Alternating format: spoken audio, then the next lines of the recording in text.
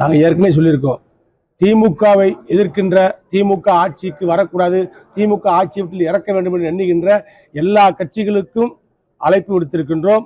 எங்கள் பொதுச் செயலாளரும் பேசியிருக்கின்றார்.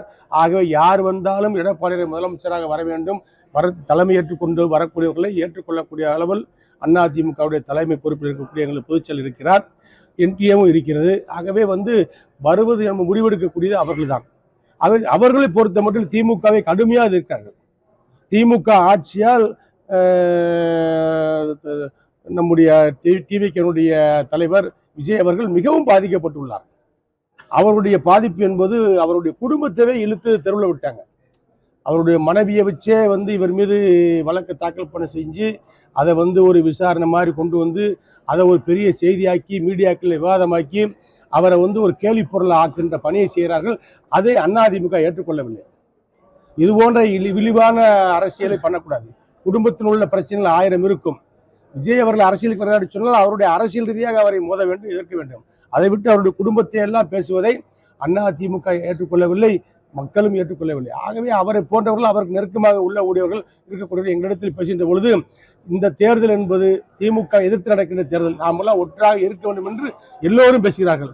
ஆகவே நீங்கள் நினைப்பது போல் ஆச்சரியங்கள் நடக்கக்கூடிய வாய்ப்புகள் உண்டு. முடிவு அறிவிக்கிறார்.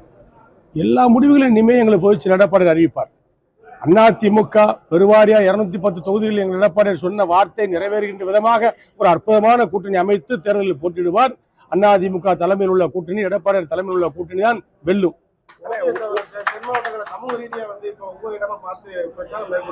இன்னொன்னு பாத்தீங்கன்னா 19ஆம் தேதி ஓபிஎஸ் 19ஆம் தேதி இணைப்புல வேற வச்சிருக்காரு. எங்க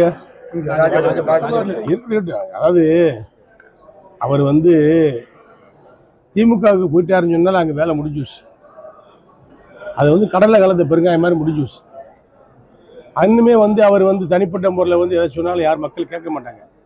நீங்கள் வெளியே இருந்துக்கிட்டே சொன்னாருன்னா சரி இவர் ஏன் ஒதுக்குறீங்கன்னு கேட்பாங்க. இன்னைக்கு எல்லாருக்கும் புரிஞ்சு வச்சு, எடப்பாடியார் ஏன் ஒதுக்குனாரு, ஏன் சேர்க்க மாட்டேன்னு சொன்னாரு, புரிஞ்சு வச்சா, விஷயம் தெரிஞ்சு வச்சா. திமுகவுக்கு போனது அவர் வெட்ட வெளிச்சமாக சட்டமன்றத்திலேயே பழகினார், பேசினார். நேரடியாக வீட்டுக்கு போனார், பீச்சில் பார்த்தாரு, போட்டில் பார்த்தாரு, பார்க்கில் பார்த்தாரு, பேசினார், வச்சார். எல்லாமே நடந்துகிட்டு இருந்துச்சு. மக்கள் மத்தியில் அது கூட என்ன ஒரு பெரிய மனுஷன் தானே நினச்சாங்க. இன்னைக்கு நேரடியாக போய் திமுகவில் போய் கலந்துக்கிட்டாரு, சேர்ந்துட்டாரு. அப்போ அவர் இனிமேல் பேசுகிற பேச்சு திமுகவுடைய பேச்சாகத்தான் இருக்க முடிய அதை மக்கள் அதை பெருசாக எடுத்துக்கொள்ள மாட்டாங்க.